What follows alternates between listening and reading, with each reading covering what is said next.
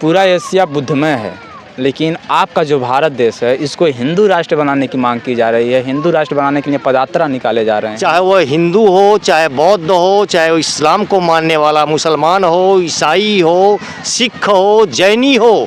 साथियों, यहाँ पर कुछ सम्मानित साथी आए हुए हैं इस विशाल धम्म महोत्सव में भाग लिए हैं। हम आज इनसे कुछ चर्चा करने की कोशिश करेंगे। क्या नाम पड़ेगा आपका?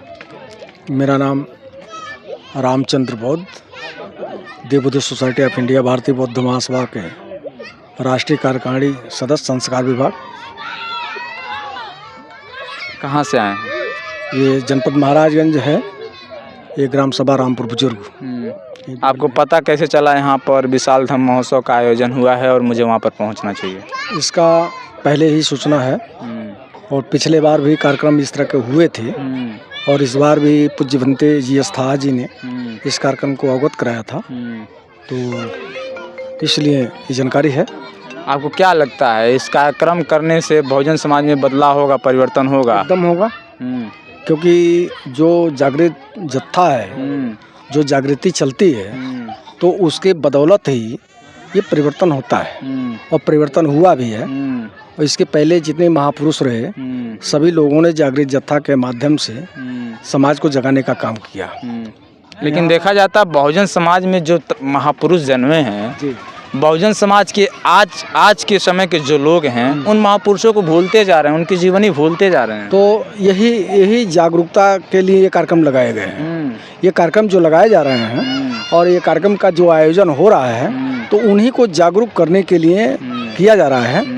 और सबसे ज़रूरी ये है कि जो बाबा साहब डॉक्टर B.R. अम्बेडकर ने जो 3 मंत्र दिया कि शिक्षित बनो, संगठित हो, संघर्ष करो, तो जब तक समाज शिक्षित नहीं होगा तब तक संगठन का मतलब समझ नहीं पाएगा, और जब संगठन का मतलब नहीं समझ पाएगा तो अपने अधिकार के लिए संघर्ष नहीं करेगा। तो पहले तो शिक्षा जरूरी है ना। तथागत गौतम बुद्ध ने 3 जो वाणी दिया, बुद्धं शरणं गच्छामि, बुद्ध के शरण चलो। बुद्ध क्या है? ये बुद्धि है। अगर इसका जब इस्तेमाल हम करेंगे तब जान पाएंगे। तो जब तक हम बुद्ध के शरण नहीं जाएंगे, धम्म के शरण नहीं जाएंगे, अच्छे मार्ग को नहीं जान पाएंगे कि इससे समाज का कल्याण होता है, तो जब तक नहीं जानेंगे तब तक कैसे कुछ नहीं कर पाएंगे, तब संघ बना पाएंगे। तो ये कोशिश किया जा रहा है और ये जो कार्यक्रम पूज्य भंते जी अस्थाह जी ने आयोजन किया है, इसीलिए किया है कि समाज में जागरूकता हो। और जो आप जैसे नौजवान जो बच्चे हैं जो पढ़ लिख रहे हैं, वो जब तक पढ़ेंगे नहीं, जानेंगे नहीं, तब तक ये जागरूकता नहीं हो पाएगी। और यहाँ जो वक्ता आज जो गायक हैं, जो अपनी बात को गीत के माध्यम से, प्रदर्शन के माध्यम से जो समाज में देने का काम करेंगी, वो इसीलिए दे रही हैं। तो जब अपने आपके पास बुद्धि होगा तभी उसको आप इस्तेमाल कर सकते हैं। सर, क्या नाम पड़ेगा आपका? मेरा नाम श्रवण पटेल है, भारतीय बौद्ध महासभा का मैं प्रदेश महासचिव हूँ। मेरा घर यही महाराजगंज में है। मैं आपके चैनल को पहले साधुवाद देता हूँ कि आप इस दूर सुदूर ग्रामीण क्षेत्र में आकर इस बौद्ध धम्म महोत्सव का कवरेज कर रहे हैं, इसके लिए मैं आपको साधुवाद देता हूँ। इन्होंने कहा कि शिक्षा बेहद ज़रूरी होती है, लेकिन अभी भी बहुजन समाज में शिक्षा बहुत ही पीछे होता जा रहा है। नहीं, ऐसा नहीं है, शिक्षा पीछे नहीं हो रहा है, लोग शिक्षित हो रहे हैं। ये महाराजगंज भगवान बुद्ध का ननिहाल है और इस बुद्ध के ननिहाल में ये जो कार्यक्रम हो रहा है, इस कार्यक्रम के माध्यम से मानव कल्याण की बात की जा रही है। यह किसी जाति, धर्म और मजहब के लिए कार्यक्रम नहीं हो रहा है। यह देश बुद्ध का रहा है। पूरी दुनिया बुद्ध के मार्ग पर चलकर, जापान हो, चीन हो, तमाम देश ऐसे हैं जो बहुत आगे निकल चुके हैं। और यह हमारे अपने देश में ही, जहाँ बुद्ध पैदा हुए, जहाँ बुद्ध का यह ननिहाल है, जहाँ आप उपस्थित हैं, यहाँ के लोग ही बुद्ध को भूल गए। पूरी दुनिया में सबसे पहला वैज्ञानिक अगर किसी को माना जाता है तो भगवान गौतम बुद्ध को माना जाता है।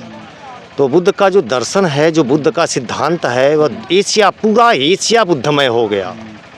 और जब पूरा एशिया बुद्धमय हुआ तो भारत विश्व गुरु था, और भारत फिर बुद्ध के नाते ही विश्व गुरु होगा।